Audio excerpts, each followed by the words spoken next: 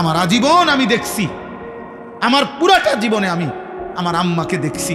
আমার আম্মা স্কুলের ঘন্টা যেমনে বাড়িয়া ওই বেল ফিটে যে ঘন্টার টাইমে টুং টুং টুং করে ফজরের নামাজের ওয়াক্তে মা আম করে এরকম ঘন্টা পিঠটা ঘুম থেকে উঠাইছে। আমরা 5 ভাই 3 বোন ছিলাম, 8 জন ভাই বোনকে মা উঠাইত, 8 জন ভাই বোনকে মা ফজরের নামাজ পড়াইছে। আমার মায়ের বয়স এখন 75 বছর, এখনো আজকের এই দিনও মা আমার বাসায় আছে। এখনো আমার আম্মা আমগরে জিগায়, ফুত নামাজ পড়ছিল, নামাজ পড়ছিল। আমার মা আমার এই জীবনে, আমার ওয়াজের এই জীবন আলহামদুলিল্লাহ প্রায় 21 বছর। এই 21 বছরে শত শতবার আমারে মা এই 2 কথা বারবার বলে। এক হলো ফুত নামাজ উঠছিল, আর মা প্রায় বলে, সবসময় বলে, ফুত চাইও কতখানে যাও, মানুষের লোকের টাকা পয়সা লইয়া ঝামেলা করো না।